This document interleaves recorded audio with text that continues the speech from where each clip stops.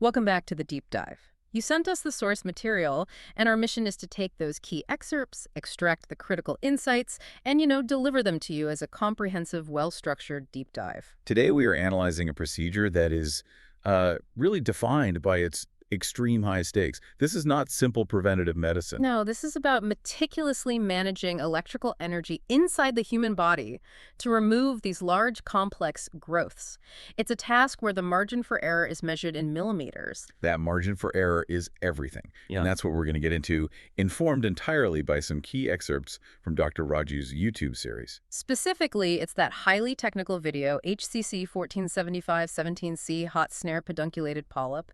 I mean, if you want a masterclass in the intersection of physics and anatomy, this is really it. It is. We're focused on the challenge of a very specific target, a large pedunculated polyp. Sure. And the key feature here is its thick, robust stalk, or pedicle, often found in the tricky geography of the sigmoid colon. And that thickness is the real root of the problem. It is. It's the vascular supply. That thick stalk isn't just fibrous tissue. It houses multiple large feeding vessels. So the core danger is bleeding. Exactly. Immediate catastrophic bleeding. If those vessels are cut without being properly sealed, the hemorrhage can be just severe and incredibly difficult to control in that environment. Which brings us to the equipment. This is why it requires a hot snare. Right. A cold snare, which is just a mechanical cut, simply cannot provide the safety margin you need here. It's ineffective because it can't achieve hemostasis. It can't seal those large vessels. So our deep dive today is all about that precision setup, the electrical configuration, and of course, the meticulous execution required to do this safely. Okay, let's unpack that. The technical environment, because before the scope even moves, the whole electrical system has to be perfect. Where do we start? We start with the ESU, the electrosurgical unit. The fundamental setup involves connecting the patient to it via a returning electrode. You might know it as a grounding pad. And that's strategically placed on the loin to create the return path for the current. That's the passive side. So what about the active, the cutting side? The active electrode delivers the current to the snare. It has to be connected from the monopolar outlet directly to the hot snare socket. Any mix-up there, say with a bipolar outlet, and you've got immediate danger, unpredictable energy transfer. And the source material puts a huge emphasis not just on the connections, but on visibility.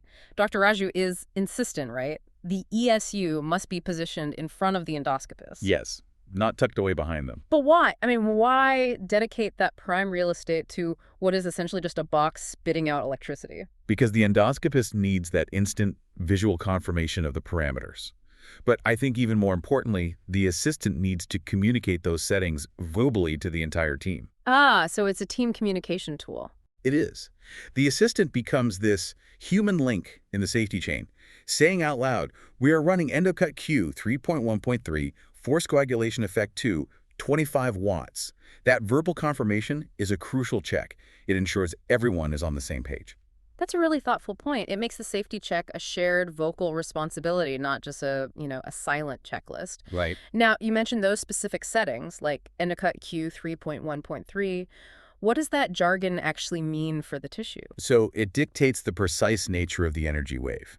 Endocott Q is a specific pulsed waveform. It's designed to maximize the tissue sealing capacity while still achieving the cut. And the 3.1.3. That's the ratio. It describes the proportion and sequence of cutting time versus coagulation time within each cycle. You're basically optimizing the wave to make sure the vessel walls get enough heat to coagulate and seal before they're mechanically cut. And this need for immediate access extends even to the foot pedal. Oh, absolutely. The pedal that activates the current has to be right there, close to the endoscopist's feet. When that snare is perfectly positioned, that's a moment of peak concentration. You can't afford the operator fumbling around for the trigger. And it's the blue pedal we're talking about. The blue pedal, for coagulation current, access has to be instant. Which brings us back to that current selection. For these thick-stalked polyps, you said force coagulation current is mandatory, not a pure cut current. It's non-negotiable. Force coagulation uses a higher voltage and a waveform that generates deeper, slower, more controlled heat. This heat is what seals those large feeding vessels before the cut. A pure cut current would just slice right through them. And you'd have massive bleeding. Instantly. I noticed the source material pointed out a philosophically interesting difference in preferred wattage. Standard might be 25 watts, but some Japanese practitioners prefer 30 or 35. What's the trade-off there? That really highlights a difference in risk philosophy. At 25 watts, you're prioritizing minimal thermal effect. You're trying to get just enough coagulation to stop immediate bleeding while, reducing the risk of delayed injury to the wall. Okay, so a bit more conservative. Right. At 30 or 35 watts, the practitioner is ensuring the absolute deepest, most robust seal on those vessels. They're trading a small increased risk of tissue charring for the maximum possible hemostasis in that critical moment. It's a trade-off. A trade-off between immediate risk versus long-term complications. That makes sense. That sets the stage perfectly. We've gone from electrical setup to the mechanical precision of the tool itself, which brings us to this fascinating, almost low-tech safety margin, the snare marking protocol. Yeah, this step is all about managing the inherent variability of human anatomy and positioning. Before the snare even goes in, the endoscopist opens the loop, closes it gently until the tip aligns perfectly with the plastic sheath, and then makes a visible mark on the slider. Wait, hang on. We're talking about this incredibly specialized equipment, but the safety check relies on a manual mark on a plastic slider and just an eyeball estimate of the polyp's size. It sounds low-tech, but that's why it works. The imaging only gives you the visual geometry. The mark acts as an internal physical gauge, a reality check. Okay, so break that down. How does that work in practice? So let's say the endoscopist estimates the stalk thickness is, 8 millimeters. Right. Once the snare is looped around the polyp inside the patient and they tighten it, they look at how far that slider has moved from their mark. If it's close to about that 8 millimeter distance, they have physical assurance they've only caught the stalk. And nothing else, which is where the real safety value comes in, especially when the procedure is tricky, like around a bend in the colon. That is the acid test. If, because of the scope's angle or some folds in the colon, the operator accidentally catches an extra fold of tissue. The slider will have moved more than 8 millimeters. Exactly. It'll be visibly longer, maybe 12 or 15 millimeters. And that discrepancy, that visible lengthening on the slider outside the body, is the immediate red flag. It signals that you've trapped extra tissue. Precisely. And that demands you immediately release, reevaluate, and reposition. All before a single watt of current is applied. It's using a simple, physical, external measurement to prevent a high-tech error. It's amazing that blend of sophisticated instruments with such basic, intelligent safeguards. This focus on precision moves us right into the biggest risk factor, the placement of the snare relative to the colon wall itself. Which brings into the paramount safety rule. Do not apply the snare close to the base of the stock. And the reason for this strict distance rule is twofold, right? It deals with both immediate and delayed complications. Let's start with the immediate one, severe bleeding. If you cut too close to the base, you're cutting right where those large feeding vessels anchor into the colon wall. When those vessels are cut, they have a tendency to retract. They pull back into the wall. They retract rapidly into the muscular layer of the wall, becoming instantly inaccessible. Once they're gone, you've lost your target, and controlling that bleed becomes extremely difficult. And the second risk, which is maybe more insidious, is delayed perforation. This is a critical point. You have to remember the colon wall is shockingly thin, only about 3 to 5 millimeters thick. Wow. To put that in perspective, that's barely thicker than 2 stacked U.S. nickels. So we're applying high-energy coagulation current near a wall that is incredibly fragile. So if you apply that current too close to the base, It transfers that heat deep into the surrounding tissue. You get what's called a transmural thermal injury.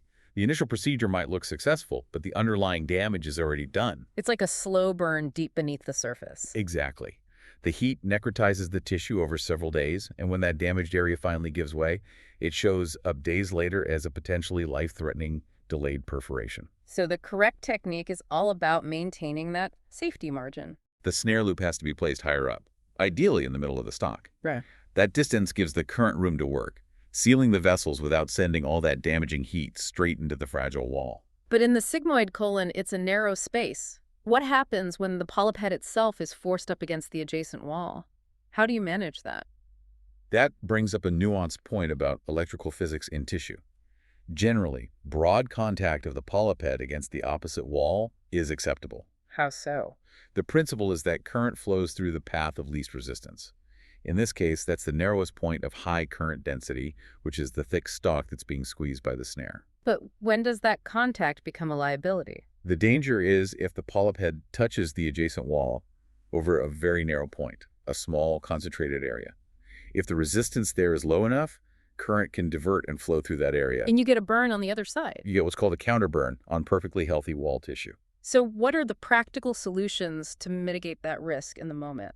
Good practice involves continuous, slight repositioning. The endoscopist will move the snare in and out just a little bit during positioning. This shifts the contact area, so the thermal effects don't get fixed at one dangerous point. And you have to be careful if there are other things nearby. Oh, absolutely. If a metallic clip has been placed nearby, maybe from a prior biopsy, extreme caution is needed to make sure the current doesn't jump through that metal to the adjacent wall. That is just next level coordination. Okay, we've managed the setup, the placement. Now for the execution, the moment the endoscopist presses that blue pedal, this requires perfect collaboration with the assistant. This is where preparation meets the human element.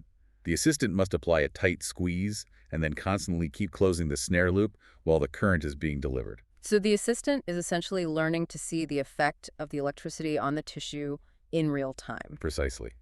They're watching the tissue change color, blanching, maybe a little charring, and they're adjusting their mechanics, the speed of their closure, to match that. And this brings us to the speed paradox of hot snare removal. The speed of that closure dictates the type of complication you're likely to see. It does. It's a very fine balance. Okay, so let's break down that paradox. If the assistant closes the snare too fast, what happens? Immediate mechanical failure. You get bleeding. The high-powered coagulation of those big vessels just doesn't happen quickly enough before the tissue is cut. So you have a severed vessel that's actively hemorrhaging. And if they close it too slowly or at an inappropriate speed, Then you get the opposite problem. You get excessive charring and coagulation. Too much total energy is delivered to the tissue. And while that might prevent immediate bleeding, it drastically increases the likelihood of delayed complications. delayed bleeding, or the one we talked about before, delayed perforation. Yes, delayed bleeding when the necrotic scab falls off days later, or that delayed perforation because too much thermal damage has traveled too deep into that very thin colon wall. The speed has to be just right. Given that even perfect technique has risks, what about planning for complications? Readiness is absolute. Perforation is rare if all the principles are followed. Middle of the stock, tight closure, optimized speed.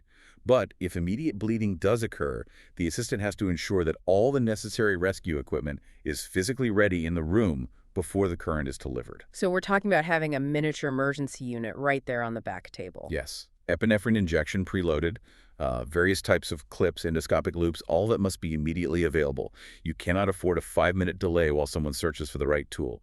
Pre-planning for failure is an essential safety requirement. We've taken such a deep dive here into one single specialized procedure. What's astonishing is how the mechanical setup, the precision measurement, the mastery of the electrical settings, and that adaptive closing speed all fuse into one unified, life-saving protocol. The successful hot snare technique is really a fusion of two things: meticulous pre-planning, getting the settings and the ESU just right, and adaptive real-time execution, measuring, placing it high in the stock, and constantly adjusting the closure speed. It's all done to respect the delicate nature of that colon wall. And this detailed knowledge really is the shortcut to understanding the entire discipline. And if we connect this to the bigger picture for you, the learner, this level of micro detail, it raises an important question.